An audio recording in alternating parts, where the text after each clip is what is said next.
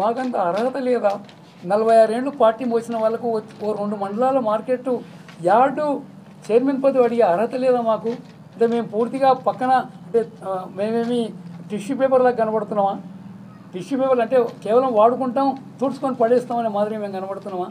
ఆ మాత్రం పార్టీ సరి చేయకపోతే మాత్రం నాయకుల మధ్య ఈరోజు చాలా ఇబ్బందులు వస్తాయి. నేను ఇన్నిసార్లు ఎమ్మెల్యే ఉన్నా, అఫీషియల్స్ ఇంత భయపడే వాళ్ళు కాదు. ఒక ఎమ్మెల్యేకు, ఒక ఆర్డినరీ ఎమ్మెల్యేకు. ఇలా పోలీసులు అయితే వాళ్ళ ఇంటి కావలికారులాగా పనిచేస్తున్నారు. పోలీసులు అయితే చాలా అధ్వానం. కేసు పెట్టామంటే పెట్టాలి, వద్దంటే వద్దు, తీసేయమంటే తీసేయాలి. ఏదో ఒక తొట్టి గ్యాంగు మీ వెంబడి తిరిగినంత మాత్రాన మీరు గొప్ప నాయకులు అనుకోండి, బయట వాళ్ళకి ఏమీ విలువ లేదు. మొన్న పార్లమెంట్ ఎలక్షన్లోనే అది మొత్తం మన తేట తెల్లం అయిపోయాయి. 25,000 మెజార్టీ 5,000 ఎందుకు తగ్గుతుందో చెప్పు? నేను అన్ని గ్రామాలు తిరగకపోతే మైనస్లో పోతుండే నియోజకవర్గం అనేటువంటి మాట కూడా నేను సవినీగా మనం చేస్తాం. ఎవరికైనా మంచి చేయండి, కానీ ఇలాంటి తప్పుడు శంకుస్థాపనలు, తప్పుడు ప్రారంభోత్సవాలు.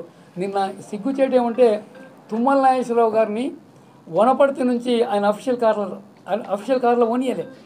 అఫీషియల్ కారులో పోతే గోపాల్పేట కాడ వీళ్ళందరూ ఉన్నారంట, ఎక్కడ అడగిస్తారని ఓ సాధారణ కారులో తీసుకొని వచ్చినారు. వాళ్ళు తుమ్మల నాగేశ్వరరావు గారికి కూడా ఎందుకంత అవసరం పడుతుందో నాకు తెలియలేదు. అంటే ఇంత కాంట్రవర్సీ ఉన్నప్పుడు ఎందుకు మేము తర్వాత చేద్దాం ఓ మాట అంటే అయిపోయేది. ఆయన వేరే కారులో తీసుకొని వచ్చి ఆడదాకా పోతే ఆడి కూడా మేము ఎంబడించి పోయి నేను దిమ్మకు అడ్డంగా నేను కూర్చున్నా. నా స్థాయి, నాకుండే హోదాకు నేను కూర్చోవద్దు కానీ కూర్చున్నా.